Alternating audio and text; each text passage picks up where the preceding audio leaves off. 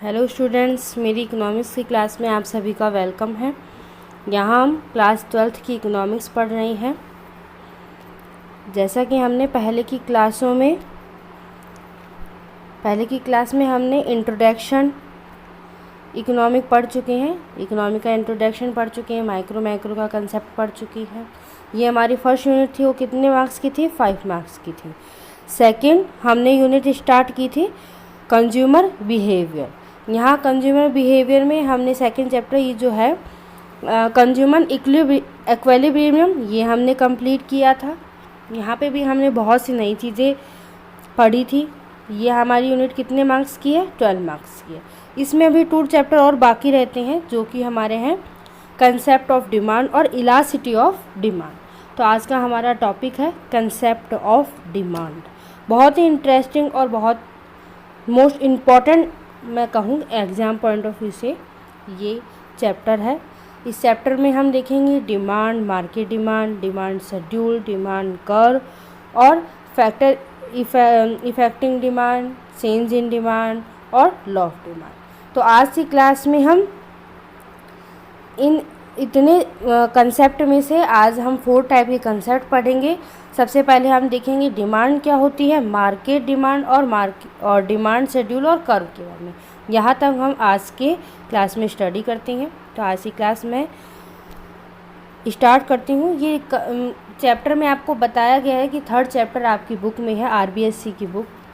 इसमें कहा गया है कंसेप्ट ऑफ डिमांड, ये आपके चैप्टर का नाम है।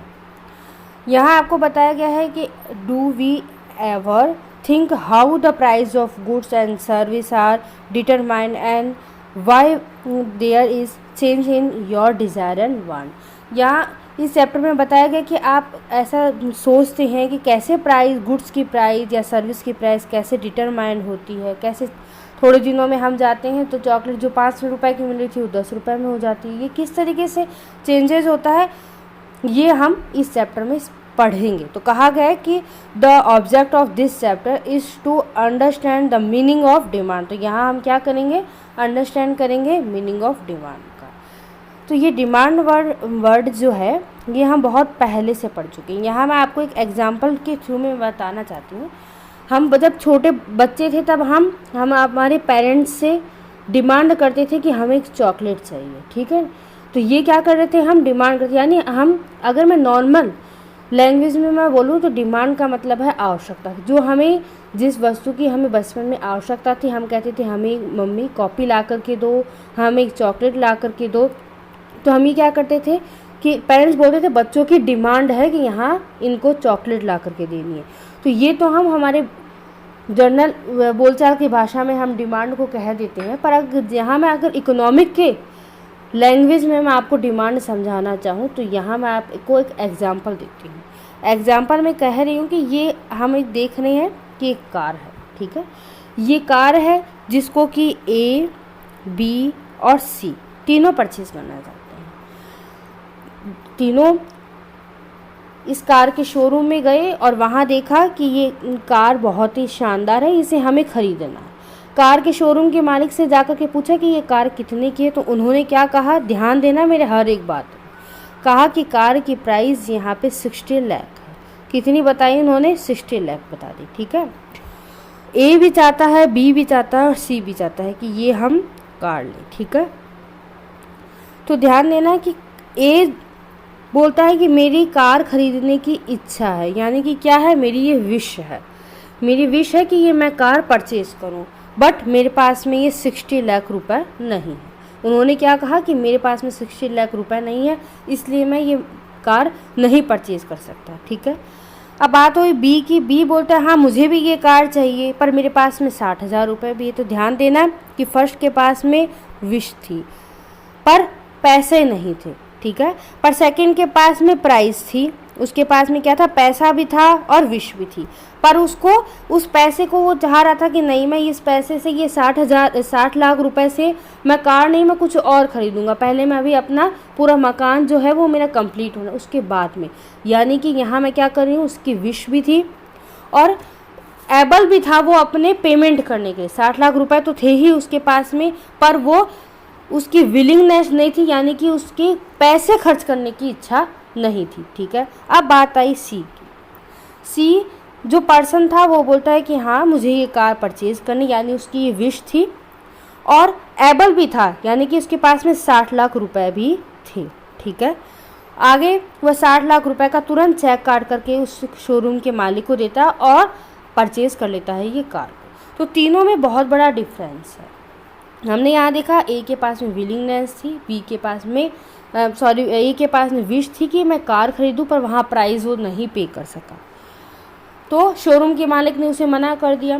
बी ने कहा मेरे पास में पेमेंट तो है, मैं आपको दे सकता हूँ, पर मैं अभी इसमें खर्च नहीं, यानी कि उस पैसे को खर्च करने की विलिंगनेस नहीं थी।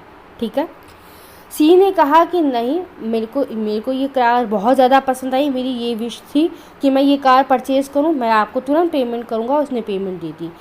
तो शोरूम के मालिक ने क्या कहा कि सी को तुरंत अपना उसकी चाबी दी और की दी और कार परचेज़ कर ली सी ने। तो यहाँ पे बहुत ही बड़ा मेजर डिफरेंस है तीनों में। ये किस तरीके से ये डिमांड कहलाई वो हम एक सारणी से समझते हैं। जैसा कि मैं यहाँ आपको बताती कि हमने अभी अभी 3 कंडीशन देखी और 3 पर्सन के बारे में हमने देखा। क्या देखा? ए था, ध्यान देना, ए था, ये एग्जाम्पल से आप पूरे डिमांड की डेफिनेशन, डिमांड की फैक्टर सभी आप समझ लेंगे। ए पर्सन था, उसकी क्या थी? विश थी। ठीक है ना, विश थी। यहाँ मैं कह दूँ एबिलिटी है किसकी? पे की।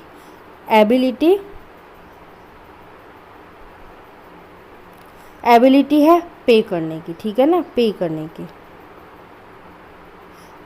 की। थर्ड में मैं लिख देती हूँ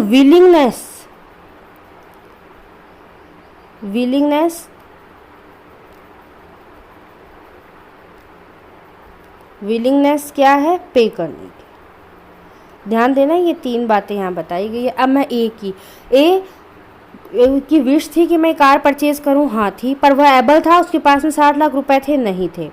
और जब उसके पास में पेमेंट ही नहीं था तो वो पेमेंट को यानी पैसे को खर्च करने की विलिंगनेस होगी? नहीं होगी। ठीक है, बी में देखेंगे, उसकी विश थी कि वह कार खरीदे, उसके पास में एबल भी था, पर वो विलिंगनेस नहीं थी उसके पेमेंट करने की, यानी कि उसकी इच्छा नहीं थी वो पैसा उस समय वहाँ खर्च करने की। ठीक है, थर्ड में मैं कहूँ कि यहाँ पे जो सी था उसके पास में विश भी थी, उसकी विश थी कि मैं ये कार परचेज करूँ, एबिलिटी भी थी पेमेंट करने की, और यहाँ पे उसने उस पैसे की खर्च करने की भी इच्छा थी, उसने तुरंत पेमेंट कर दिया।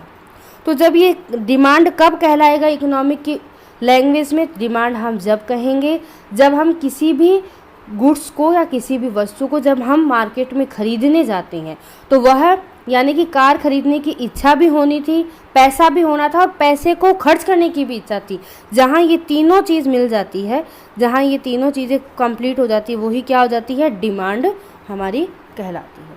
ठीक है, ये आप एग्जाम्पल से समझ सकते हैं। यहाँ पे क्या था, हमारी कोई भी वस्तु, या हम ये मान के चलो हम सब्जी मार्केट भी गए, तो वहाँ हमारी इच्छा थी हमें आलू खरीदना है और आम भी खरीदना है, पर हमारे पास में पैसे किसके थे? केवल आम खरीदने के। तो हम क्या करेंगे? आम खरीद के लेकर के आ गए।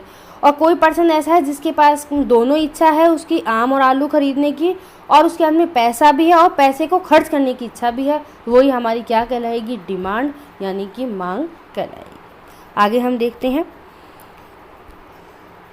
मैं यहाँ आपको डिज़ायर का मतलब मैं फिर समझा दूँ कि डिज़ायर क्या होती है। यानी कि जो ए की कंडीशन थी, यहाँ पर्सन जो ए था, यानी कि केवल उसकी क्या थी? विश थी, उसे मैं क्या कहूँगी? इकोनॉमिक की भाषा में यहाँ पे हम डिज़ायर कह देंगे।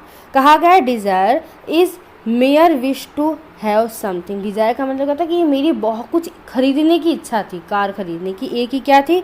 कार खरीदने की इच्छा थी। हैज़ विश मे और मे नॉट बी फुलफिल। इच्छा आपकी पूरी भी हो सकती है और नहीं भी हो सकती है। एबल टू पे इज़ नॉट देयर। अगर आप वहाँ पे पेमेंट करने के लिए एबल नहीं हो तो आप अपनी डिज़ायर पूरी नहीं कर पाओगे। तो ये यहाँ पे क्या कर पाया? डिज़ायर थी उसकी कार खरीदने की, पर उसके पास में एबिलिटी नहीं थी पे करने की, तो वो अपनी डिज़ायर को कंप्लीट नहीं कर सका। ठीक है, सेकंड आता है वांट्स। वांट्स क्या होता है? जो कि हम यहाँ पे बी की कंडीशन देखेंगे। पर्सन जो बी था उसी कंडीशन में क्या था? उसकी विश भी थी और उसके पास में एबिलिटी भी थी पे करने की, पर वहाँ विलिंगनेस नहीं थी, यानी कि पैसे की खर्च करने की इच्छा नहीं थी। तो कहा गया है कि a desire back by sufficient resource become wants, ठीक है। It may not become demand because a consumer may not be willing to part with his resource. आपके पास में रिसोर्स है यानी प्राइस है, पेमेंट है, पैसा है, पर आपकी विलिंगनेस नहीं है। तो कहा गया due to lack of willingness to buy it remain want, वो चाहता है कि मैं ये बाद में खरीदूंगा, अभी मेरे पैसे ये खर्च करने की इच्छा नहीं है, तो डू नॉट बिकम डिमांड। तब भी क्या कहलाएगी? डिमांड नहीं कहलाएगी, क्योंकि हमने देखा तीनों कंडीशन कंप्लीट होनी चाहिए। तो यहाँ पे सेकंड कंडीशन भी कंप्लीट हो रही है, पर थर्ड नहीं हो रही है। आगे हम देखेंगे, कहा गया है डिमांड, यानी डिमांड अब क्या कहलाएगी इकोनॉमिक की भाषा में? तो कहा गया है कि demand may be define as quantity of a commodity that a consumer is able, यानी कि कहा गया है डिमांड को हम किस तरीके से डिफाइन करेंगे, जहाँ की quantity of a commodity that a consumer is able, वह जैसे कि हमने यहाँ पे कहा कि मैं क्वांटिटी यानी कि कार की मैं क्वांटिटी वो खरीदना चाहती हूँ, मैं एबल हूँ, और willing to buy at given range of price, यानी कि जो प्राइस में उन्होंने कहा है मैं उसमें खरीदने के लिए तैयार हूँ, over a given period of time. ध्यान दें, over a given period of time.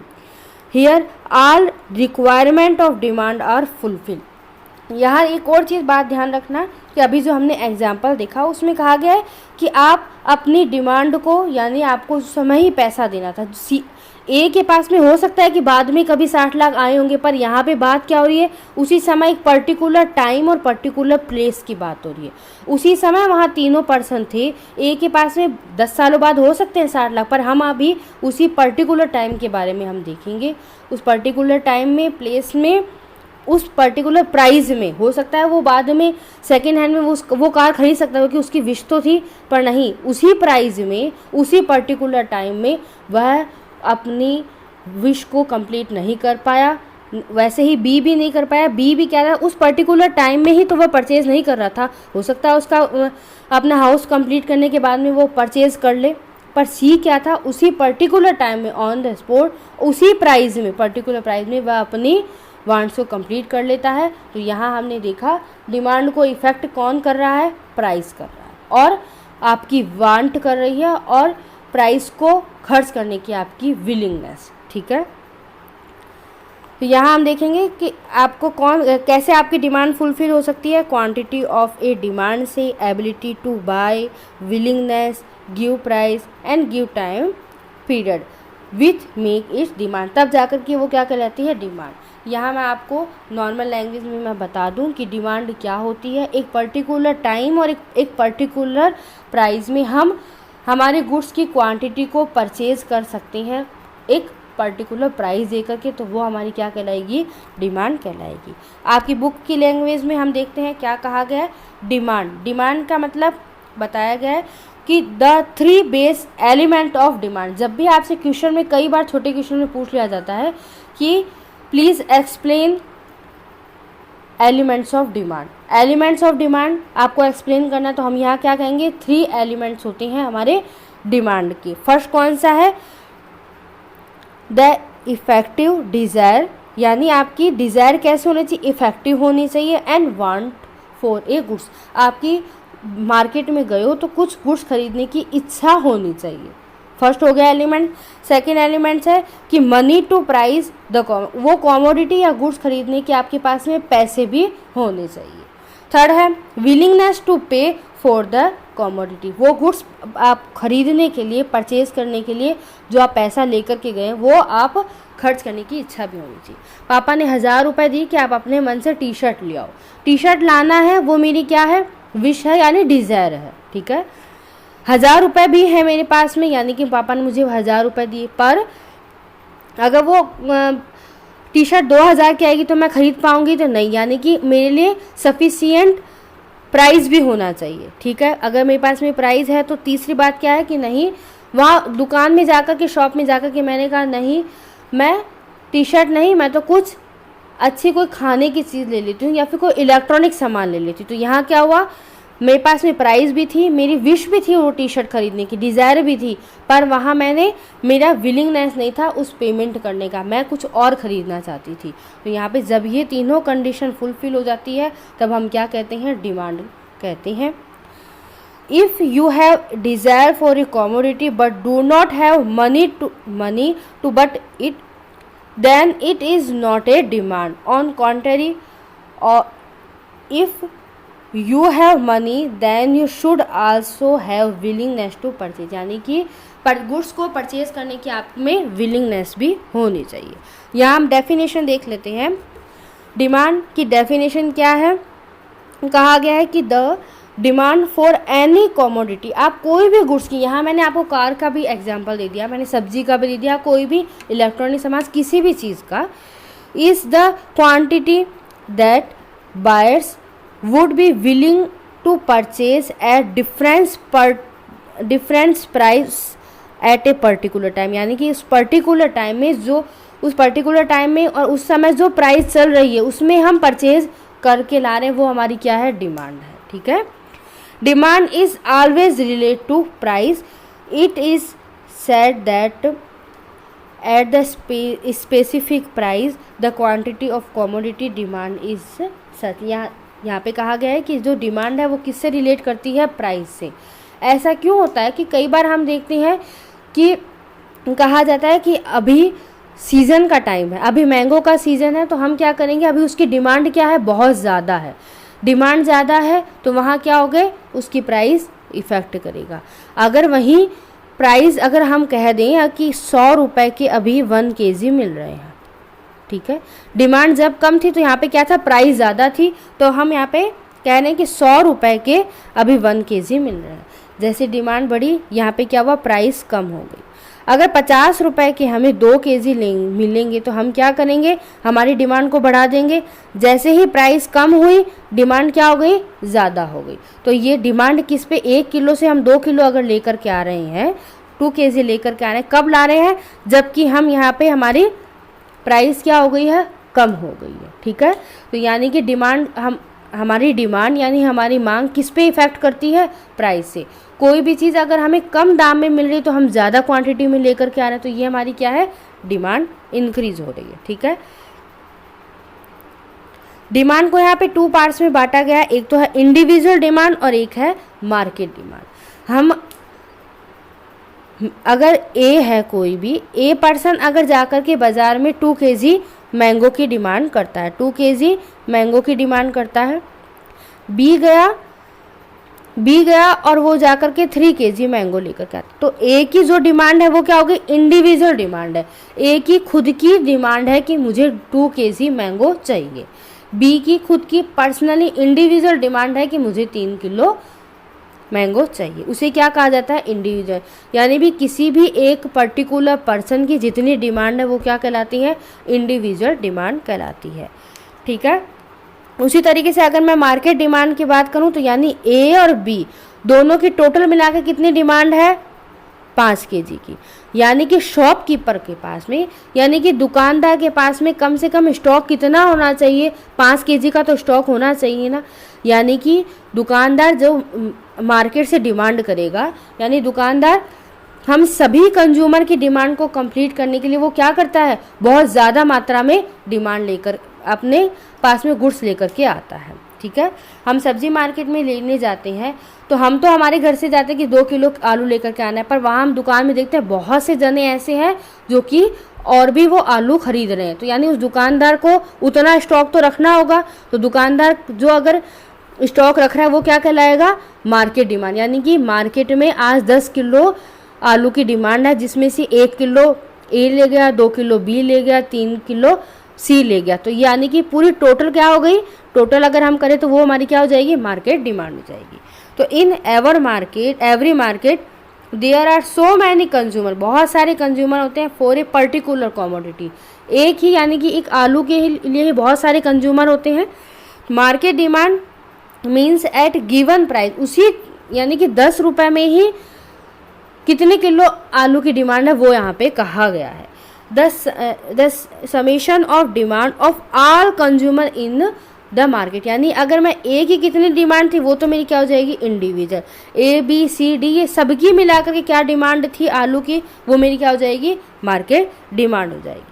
The demand for consumer goods depend on price of commodity, अगर प्राइस कम होगी तो हम क्या करेंगे कोई भी वस्तु की या कोई भी कमोडिटी की डिमांड हम क्या कर देंगे ज़्यादा कर देंगे, वही प्राइस अगर जैसे ही बढ़ गई तो हम क्या करेंगे उस वस्तु को कम खरीद करके लाएंगे तो वहाँ क्या हो जाएगी डिमांड कम हो जाएगी। यहाँ पे हम income of consumer, taste, fashion ये सब का भी हम क्या करते हैं ध्यान रखते हैं। आगे हम देखेंगे डिमांड शेड्यूल क्या होता है। डिमांड शेड्यूल यानी कि अभी मैंने आपको बताया कि ए की, बी की, सी की जो डिमांड थी, ए की 2 किलो लेकर के आता है, बी सी 3 केजी लेकर के आता है। इसी को अगर मैं एक तालिका से समझा दूं यानी कि एक मैं टेबल से समझा दूं तो वो क्या कहलाएगा डिमांड शेड्यूल कहलाएगा। Demand schedule well making demand schedule only the impact of change in price of commodity on the quantity. Demand is shown in a list, यहाँ पे मैं लिस्ट में बता दूं well all the other factor affecting demand are assume to be constant. हम यहाँ मान के चल रहे हैं केवल 2 बातों का ध्यान रख रहे हैं कि प्राइस बढ़ेगी इंक्रीज होगी तो डिमांड क्या, अगर प्राइस बढ़ेगी तो डिमांड क्या हो जाएगी कम हो जाएगी, प्राइस इंक्रीज होगी, प्राइस डिक्रीज होगी तो हमारी डिमांड क्या हो जाएगी। अभी मैं केवल 2 फैक्टर देख रही हूँ, यहाँ पे मैं बीच में नहीं कहूँगी कि नहीं मेरी इनकम बढ़ जाती है, मुझे ये चीज़ फैशन में ही नहीं है, यहाँ ये सभी बातों को क्या किया गया है रिमेनिंग कांस्टेंट किया गया। ठीक है, यहाँ पे हम कहेंगे डिमांड शेड्यूल कितने टाइप्स के होते हैं, जब डिमांड 2 टाइप्स की होती है इंडिविजुअल और मार्केट डिमांड। तो यहाँ पे शेड्यूल भी हम कितने तरीके से देखेंगे 2 टाइप्स में, इंडिविजुअल डिमांड और मार्केट डिमांड। आगे देखेंगे individual demand schedule. Individual demand schedule is a list of various quantity of a commodity which a consumer will buy यानी कि purchase at difference possible price at a given time. यहाँ कहा गया individual demand schedule में कि price दी गई है पर केजी की, यानी 1 केजी की अगर 25 रुपये होते हैं तो यहाँ मान के चलेंगे क्योंकि ए पर्सन है वो कितना लेकर के जा रहा है 1000 ग्राम लेकर के जा रहा है। ठीक है, वही ए पर्सन अगर इसी कमोडिटी की प्राइस या गुड्स की प्राइस 50 रुपये हो जाती तो वो क्या कर रहा है 1000 ग्राम न ले जाकर कितना ले जा रहा है 750 ग्राम, यानी कि उसने क्या कर दिया क्वांटिटी को कम कर दिया। प्राइस जैसे ही इंक्रीज हुई क्वांटिटी क्या हो गई डिमांड क्या हो गई कम हो गई। ये तो नॉर्मल हम जनरली मार्केट जाते हैं तब भी हम देखते हैं। उसी कमोडिटी की अगर प्राइस 75 रुपये पर केजी अगर हो जाती है तब वो क्या करता है अपनी डिमांड को और कम कर देता है, केवल 500 ग्राम ही लेकर के जाता है। तो यहाँ मैं देख रही हूँ किसी एक पर्सन के अकॉर्डिंग, तो ये मेरी क्या हो जाएगी इंडिविजुअल डिमांड हो जाएगी। आगे देखेंगे market demand schedule. When the sum of quantity of a given commodity demand by all the consumer, यानी ऑल द कंज्यूमर जैसा कि मैंने ए का लिया बी का लिया एट ए स्पेसिफिक प्राइस, यानी अभी मैंने एक से जो समझाया था आपको ये क्या थी मेरी इंडिविजुअल, यही अगर मैं केवल बी को देखूं तो ये बी की इंडिविजुअल है, पर अगर मैं ए और बी दोनों को इंक्लूड कर दूं तो मार्केट में कितनी डिमांड है उसी वस्तु की वो हमारी क्या हो जाएगी मार्केट डिमांड। बहुत ही ईजी कंसेप्ट है, आप लोगों को समझ में आ रहा होगा। 25 रुपये में पोमीग्रेनेट की डिमांड कितनी है 1000 रुपये, वो कौन मांग रहा है 1000 ग्राम कौन मांग रहा है ए, वो ही 25 रुपये में बी कितनी मांग रहा है 1100, तो ये बी की क्या हो गई इंडिविजुअल डिमांड हो गई। पर मार्केट में डिमांड टोटल कितनी डिमांड है इसी 25 रुपये में उसी गुड्स की, तो हम कहेंगे 2100 ग्राम 25 रुपये में मांग रहे हैं। वैसे ही अगर प्राइस मैं कह दूं कि 50 हो गई तो वहाँ पे क्या हो जाएगा ए की भी डिमांड कम हो गई और बी की भी डिमांड कम हो गई। वहाँ 1100 ले रहा था, अब कितनी ले रहा है वो 800 ग्राम, तो टोटल डिमांड भी क्या हो जाएगी मार्केट डिमांड भी क्या हो जाएगी वो कम हो जाएगी। वही गुड्स क्या अगर मैं पर केजी का प्राइस में अगर 100 रुपये कर देती हूँ तो ए अब कितना मांग रहा है मेरे से डिमांड कितना कर रहा है 250 ग्राम और बी 300 ग्राम, अगर मैं दोनों को इंक्लूड कर दूं तो यानी कि मेरी मार्केट डिमांड कितनी है 550 रुपये की। तो ये क्या हो जाती है मार्केट डिमांड शेड्यूल। इस शेड्यूल मतलब मैंने तालिका से समझाया वो डिमांड शेड्यूल हो गया। डिमांड कर्व क्या होता है, यहाँ कहा गया है कि डिमांड को मैंने अभी जो समझाया, डेफिनेशन से समझाया, उसके बाद में मैंने एक आपको लिस्ट बना करके समझाया। उसी लिस्ट को अगर मैं ग्राफिकल रूप दे दूँ, यानी कि मैं यहाँ पे इस तरीके से कुछ आपको मैं डायग्राम से बता दूँ, तो वो आपका क्या कहलाएगा, डिमांड कर्व, यानी कि मांग वक्र। देखेंगे, when A demand schedule is graphical representation, यानी कि शेड्यूल यानी क्या था, जो अभी हमने लिस्ट देखी थी, उसी को अगर मैं एक ग्राफिकल रूप से रिप्रेजेंट कर दूं तो वो भी क्या कहलाएगा, we get a demand curve कहलाएगा। ठीक है, यानी मांग वक्र कहलाएगा। डिमांड वक्र show the inverse relationship between various price and the quantity demand by the consumer. अभी हमने देखा था कि जब प्राइस इंक्रीज हो रही थी तो डिमांड क्या हो रही थी, डिक्रीज हो रही थी, और जब प्राइस डिक्रीज हो रही थी तो डिमांड क्या हो रही थी, ज़्यादा हो रही थी। ठीक है ना, तो यानी कि इनवर्स रिलेशनशिप है। यहाँ में यही बताया जा रहा है कि डिमांड और प्राइस, हमेशा याद रखना क्वेश्चन में पूछा जाता है, छोटे क्वेश्चन में, कि डिमांड का और प्राइस का कैसा रिलेशन होता है, तो हम क्या कहेंगे, इनवर्स रिलेशनशिप होता है, विपरीत होता है, और ऋणात्मक यानी कि माइनस होता है, एक दूसरे के विपरीत चलते हैं। प्राइस बढ़ेगी तो हम हमारी डिमांड को कम कर देंगे, प्राइस कम होगी तो डिमांड को हम ज़्यादा कर देंगे। ये बहुत ही जर्नल बात है। डिमांड कर्व को भी हम कितने टाइप्स में बांट रहे हैं, 2 टाइप्स में, देखेंगे आगे। डिमांड इंडिविजुअल डिमांड कर्व है, यानी कि किसी भी एक पर्सन की डिमांड है, एक गया जो मार्केट में अपनी डिमांड किया, उसको अगर मैं वक्र के द्वारा समझा दूँ तो वो क्या कहलाएगा, इंडिविजुअल डिमांड कर्व। यानी कि individual demand curve is a graphical representation of individual demand schedule. यहाँ पे आपको इनवर्स रिलेशनशिप बता रहे हैं, यहाँ हम डायग्राम देख लेते हैं। ये हमारा डायग्राम है, याद हो तो ए जो था वो 25 रुपये में, अगर कोई भी गुड्स थी उसके 25 रुपये में पोमीग्रेनेट्स है, वो 25 रुपये अगर पर केजी, तो वो कितनी डिमांड कर रहा है, 1000 ग्राम। यानी कि जब ये 25 रुपये इसकी प्राइस है तो वो डिमांड कितनी कर रहा है, 1000 की। ठीक है, जैसे ही ए ने, यहाँ पे एक पर्टिकुलर ए की बात हो रही है, पर्सन ए की, क्योंकि इंडिविजुअल डिमांड कर पड़ रहे हैं। ए ने को कहा कि इसी गुड्स की हम प्राइस पर केजी की 50 रुपये करें, तो उसने क्या कर दिया, अपनी क्वांटिटी को कम। तो ये इनवर्स रिलेशनशिप है, यहाँ ये इंक्रीज हो रहा है तो यहाँ ये कम क्या हो रहा है, डिक्रीज हो रहा है, तो यहाँ ही क्या दिखा रहे हैं हम, इनवर्स रिलेशनशिप बता रहे हैं। कोई भी अगर कंसेप्ट को हम डायग्राम से समझ लेते हैं तो वो हमारे लिए बहुत ही ईजी हो जाता है, उसी को हम क्या करते हैं, कर्व के रूप में समझते हैं। आगे कहा गया है कि यहाँ अगर उसी वस्तु की प्राइस 75 कर देते हैं तो यहाँ पे वो अपनी क्वांटिटी और कम कर देता है, तो हम देखते जा रहे हैं, यहाँ हम डिक्रीज़ हो रहे हैं, यहाँ हम इंक्रीज़ हो रहे हैं। उसी वस्तु की अगर हम प्राइस 100 रुपये कर दी तो अभी उसने क्या किया, केवल 250 ग्राम मिली, यानी कि यहाँ पे प्राइस इंक्रीज़ हुई तो डिमांड क्या हो गई, कम होती गई। इन्वर्स रिलेशनशिप प्राइस और डिमांड में बताया गया। इसी तरीके से हम मार्केट डिमांड भी पढ़ लेंगे, आपको सभी को समझ में आ गया होगा। ए का भी हमने डायग्राम बनाया, उसी तरीके से हम बी का डायग्राम बनाते हैं। दोनों को जोड़ करके जो हमने मार्केट डिमांड पढ़ा था, मार्केट डिमांड जो शेड्यूल देखा था, उसी तालिका से अगर मैं ये बना दूँ कर्व तो वो मेरी क्या कहलाएगी, मार्केट डिमांड कर्व कहलाएगी। तो आज का मेरा ये टॉपिक था। यहाँ हमने डिमांड को समझा कि डिमांड क्या होती है, डिमांड को 2 टाइप्स में देखा, इंडिविजुअल और मार्केट डिमांड। इंडिविजुअल यानी कि एक पर्सन की, मार्केट डिमांड यानी कि सभी ऑल द कंज्यूमर, यानी कि सभी कंज्यूमर को, उपभोक्ता की डिमांड को हम जोड़ दें तो वो यानी मार्केट में वो उस वस्तु की उसी प्राइस में कितनी डिमांड है वो देखते हैं। इसी चीज़ को हमने शेड्यूल से समझा, यानी एक तालिका से समझा तो हमने इसे डिमांड शेड्यूल कह दिया। इसी को हमने एक वक्र के द्वारा समझा तो हमने क्या कह दिया, डिमांड कर्व कह दिया।